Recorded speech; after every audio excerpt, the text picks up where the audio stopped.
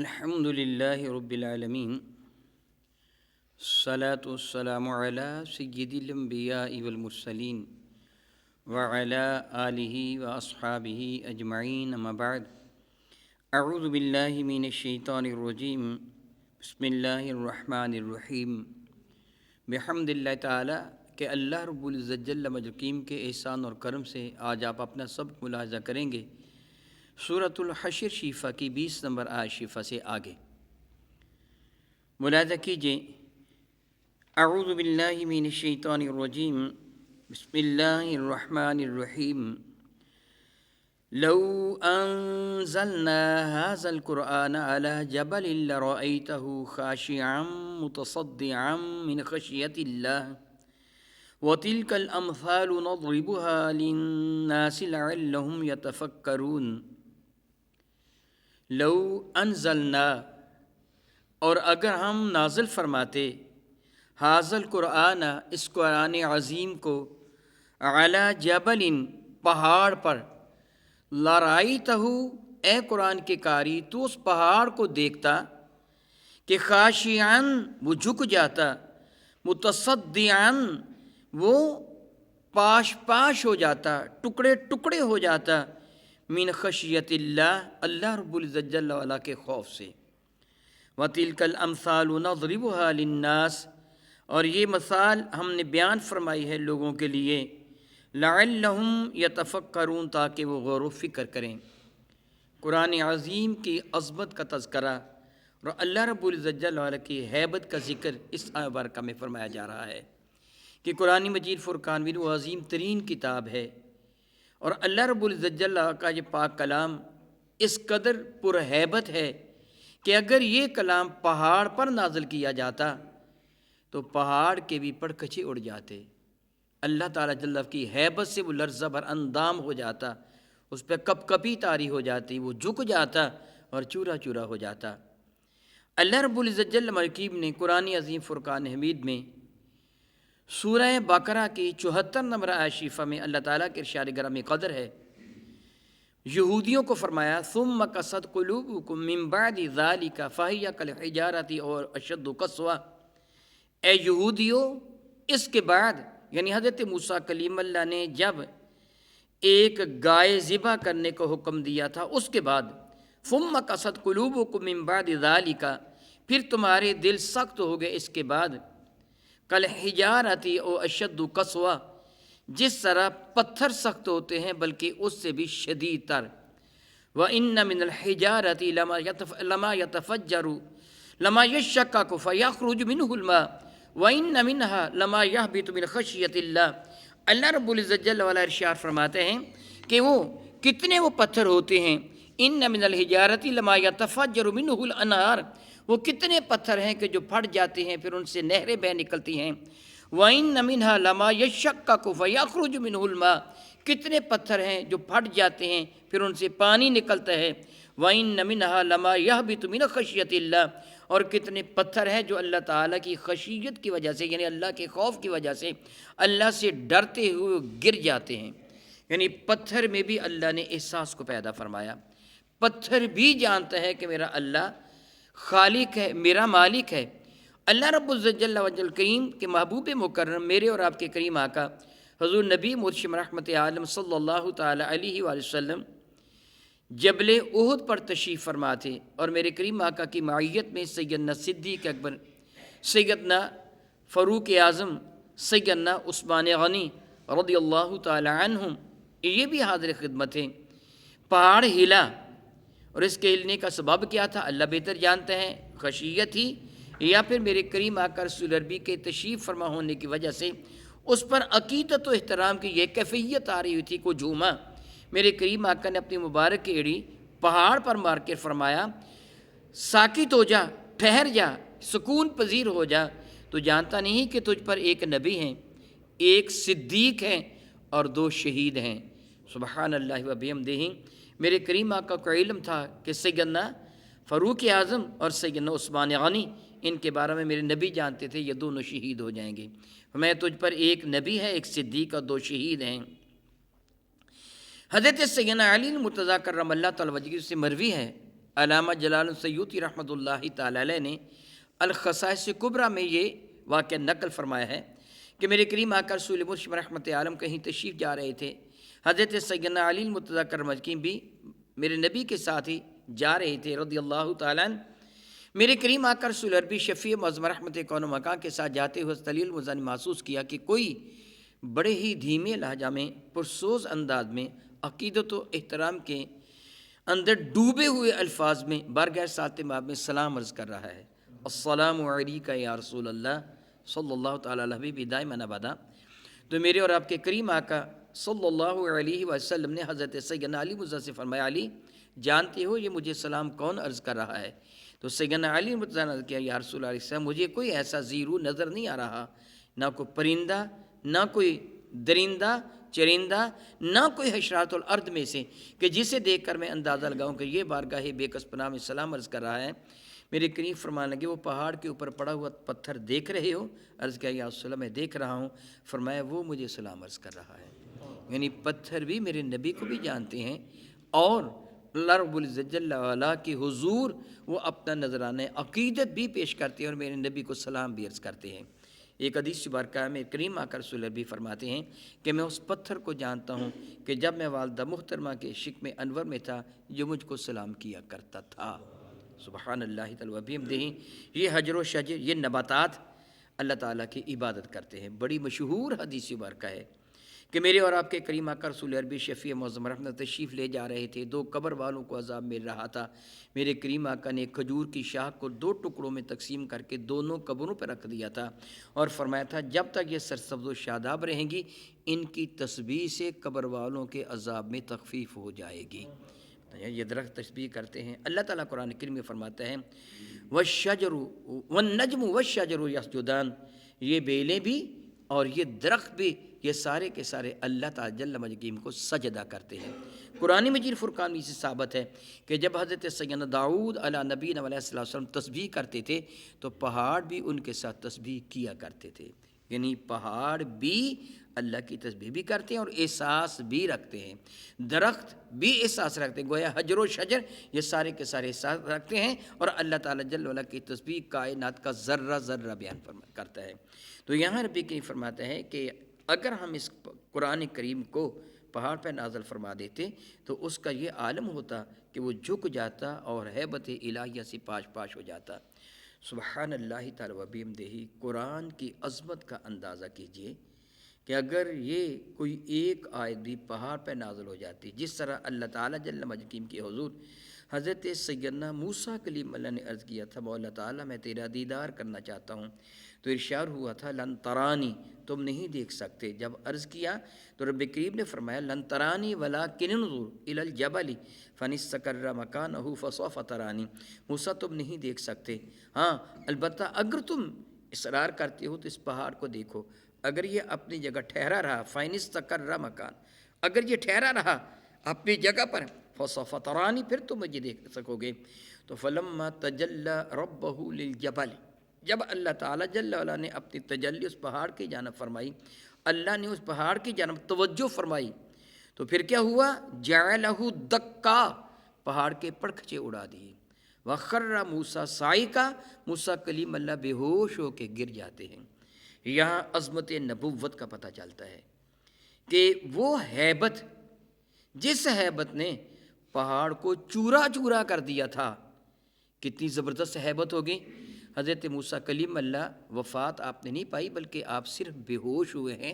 یہ عظمت ہے نبوت کی کہ نبی کتنا عظیم ہوتا ہے، کتنی عظمت والا ہوتا ہے، کتنا قوت برداشت اس کے اندر ہوتی ہے کہ وہ جلوہ جس سے پہاڑ کے پرکھچے اڑا دیے، موسیٰ کلیم اللہ پر صرف بے ہوشی طاری ہوئی تھی، اور وہ لوگ جو موسیٰ کلیم اللہ کے ساتھ آئے تھے لن نؤمن لک حتی نری اللہ جہرۃ کا نعرہ لگاتے ہوئے کہ ہم اللہ کو کھلم کھلا دیکھنا چاہتے ہیں، قرآن کریم گواہی دیتا ہے وہ سارے کے سارے مر کر خاک کی طرح ہو گئے تھے، وہ برداشت نہیں کر پا رہے تھے۔ نبی کی عظمت، قوت اور جلالت بہت بلند ہوتی ہے۔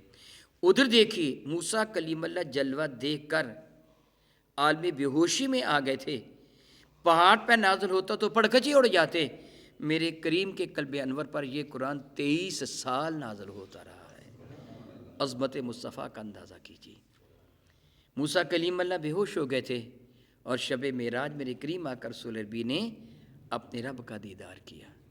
اور اللہ فرماتا ما زاغ البصر وما طغیٰ، آنکھیں نہ ٹیڑھی ہوئیں نہ حد سے زیادہ تجاوز انہوں نے کیا، نہ سکڑی نہ حد سے زیادہ بڑی۔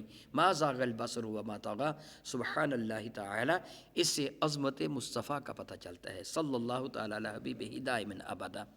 خلاق کائنات جل وعلا شاہ فرماتا ہے یہ ہم نے مثالیں بیان فرمائی ہیں لوگوں کے لیے تاکہ وہ غور و فکر کریں۔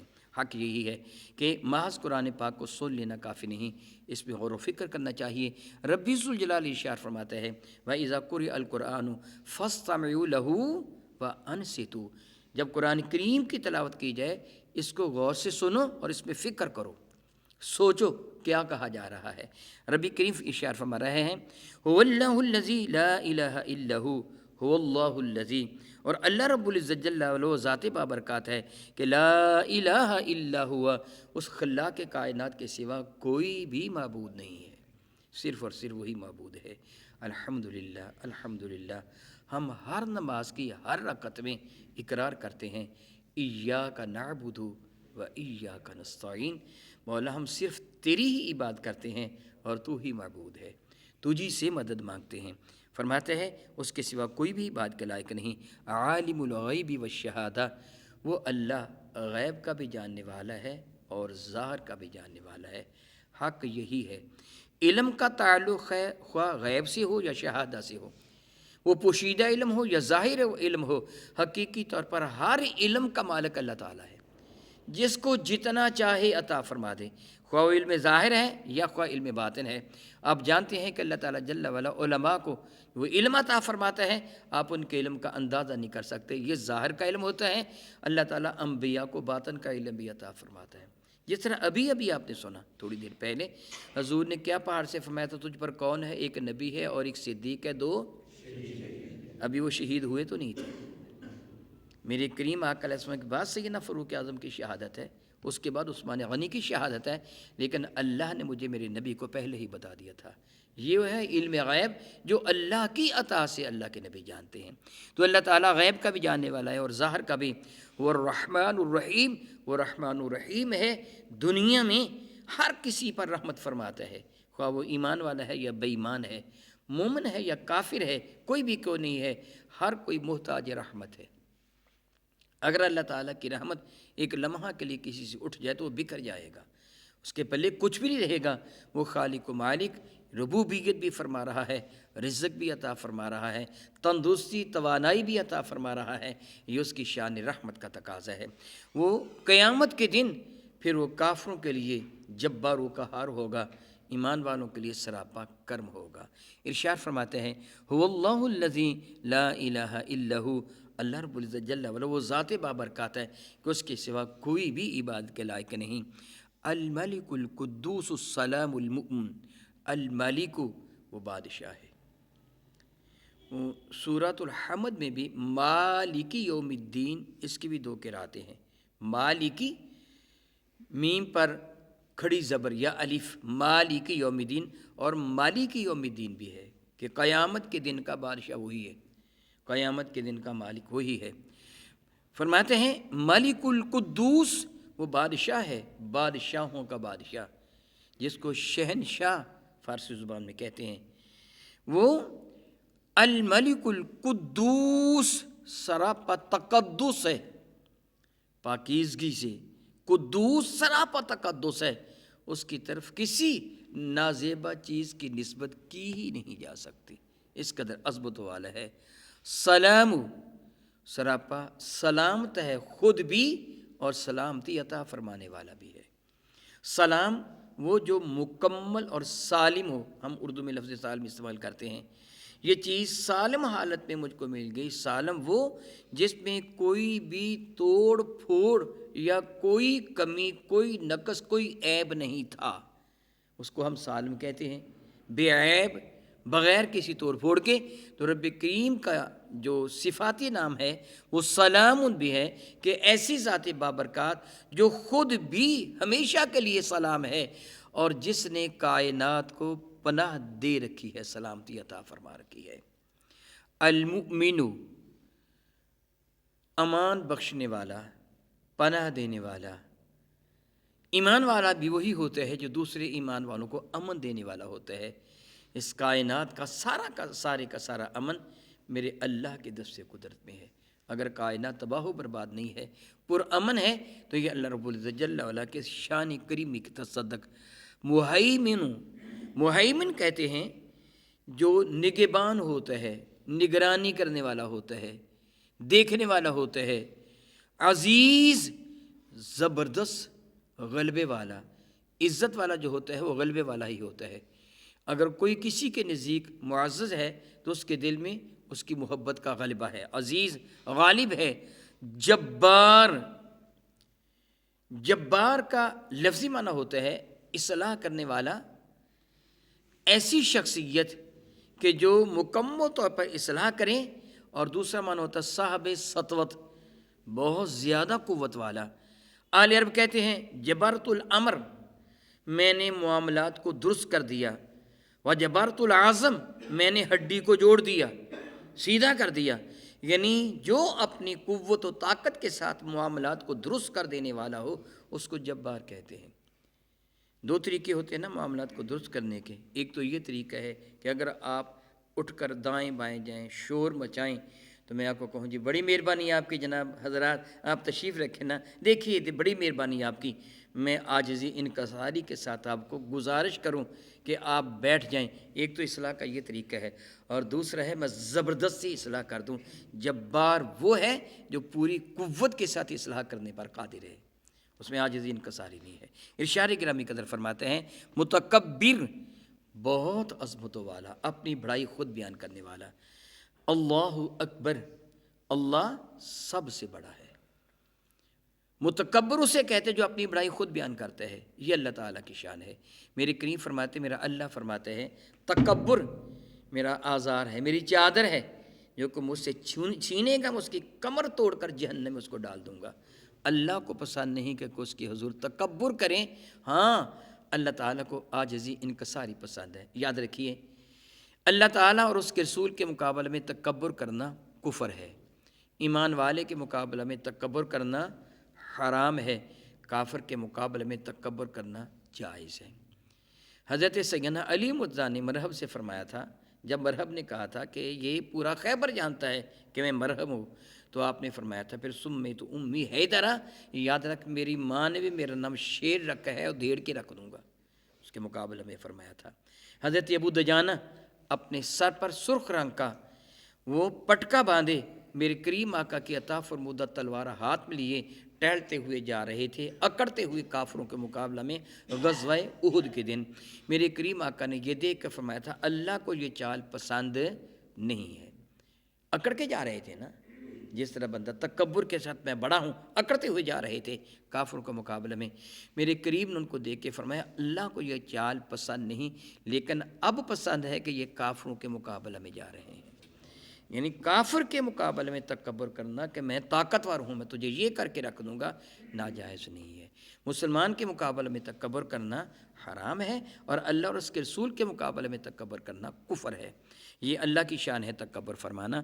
سبحان اللہ عما یشرکون، سبحان کا ترجمہ میں کئی مرتبہ بیان کر چکا ہوں، یہاں سبحان کا معنی میں سبحان ہی کہوں گا۔ اللہ سبحان ہے ان سب سے جو اللہ تعالیٰ کے وہ شریک ٹھہراتے ہیں۔ اللہ کی تو یہ شان ہے جو ابھی میں نے بیان کی ہے۔ ان بتوں کے اندر کیا ہے؟ کچھ بھی نہیں۔ انسان جس کو انسان پوجتا ہے، نجاست کا ایک پلندہ جس کے اوپر گوشت کی تہ چڑھی ہوئی ہے، یہی کچھ ہے۔ اللہ یعوذ باللہ تعالیٰ، اللہ کی شان تو بہت بلند و بالا ہے۔ ارشاد فرماتا ہے هو اللہ الخالق، وہی اللہ رب العزت جل وعلا ہے کہ جو خالق کا معنی ہوتا ہے اندازہ کرنا، تخیل میں کسی چیز کو لانا، سوچنا، اور پھر اس کو عملی جامہ پہنانا۔ یہ بارئ کا معنی ہے، یعنی پہلے کسی چیز کو خیال کرنا پھر اس چیز کو بنانا۔ یہ ذات حقیقتاً اللہ کی ذات ہے، وہ جو چاہتا ہے جیسے چاہتا ہے تخلیق فرماتا ہے۔ هو اللہ الخالق، وہی اللہ تعالیٰ جل وعلا ہے جو بنانے والا ہے، پیدا کرنے والا ہے۔ مصور، وہ رب کائنات ہے جو تصویر بنانے والا ہے، مصور ہے۔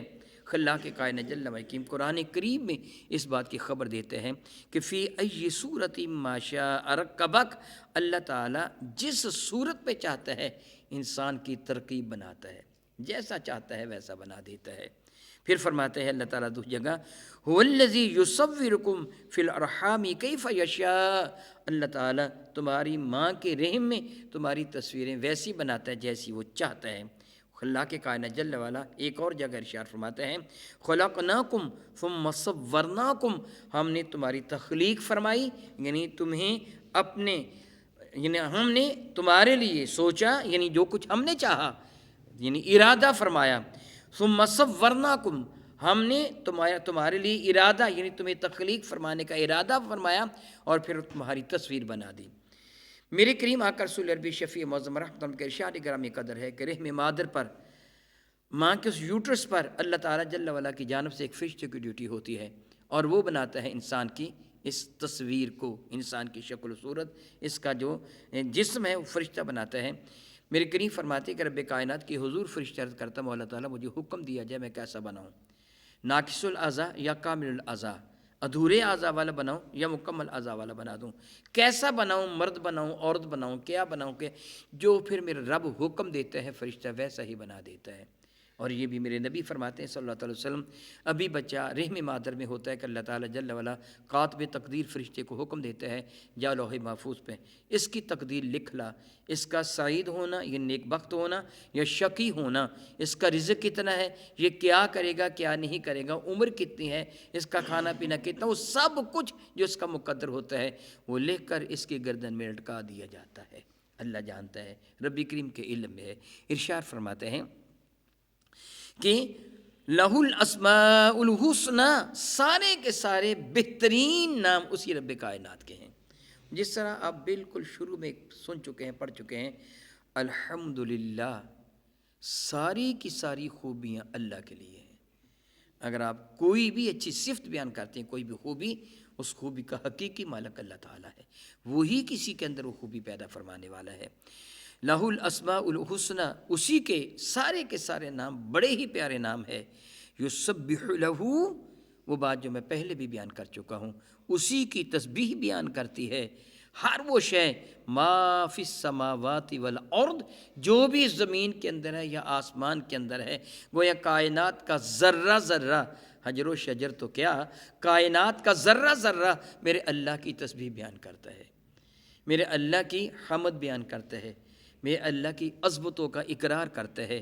وَهُوَ الْعَزِيزُ الْحَكِيمُ، وہ اللہ تعالیٰ غالب حکمتوں والا ہے۔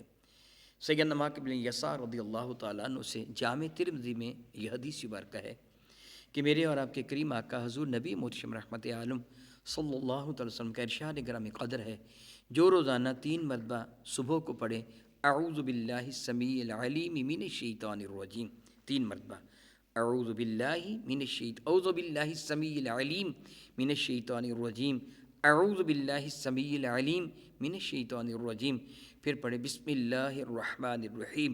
اس کے بعد یہ سورہ حشر کی آخری 3 آیات مبارکہ هو اللہ الذی لا الہ الا هو عالم الغیب والشہادہ سے لے کے سورت کے آخر تک یہ 3 آیتیں اگر صبح کو پڑھتے ہیں تو شام تک اللہ تعالیٰ 70,000 فرشتوں کی ڈیوٹی لگا دیتے ہیں جو اس کے حق میں دعائے رحمت کرتے ہیں۔ اگر وہ اس دن مر جائے تو اللہ تعالیٰ اس سے مرتبہ شہادت عطا فرما دیتا ہے، اور یہی اجر اسے ملتا ہے جو رات کو پڑھے اور صبح تک 70,000 فرشتے اس کے حق میں دعائے رحمت کرتے ہیں، اس رات مر جائے تو مرتبہ شہادت پا جاتا ہے۔ سبحان اللہ تعالیٰ و بحمدہ، قرآن کریم کتنی عظمت والی کتاب ہے، اور ایمان والے کتنے خوش قسمت ہیں کہ حضور کے صدقہ سے انہیں کتنی نعمتیں ملیں۔ الحمدللہ رب العالمین، رب ذوالجلال کا احسان و کرم ہوا کہ سورۃ الحشر کا ترجمہ آج مکمل ہوا۔ انشاءاللہ تعالیٰ آئندہ سورہ ممتحنہ سے پڑھیں گے۔ اللہ رب العزت جل وعلا اپنے محبوب مکرم کے صدقہ سے ہماری حاضری کو اپنے دربار انور میں قبول و منظور فرمائے، آمین ثم آمین۔ او کما قال اللہ تبارک و تعالی، واللہ تعالی اعلم باسرار کتابہ۔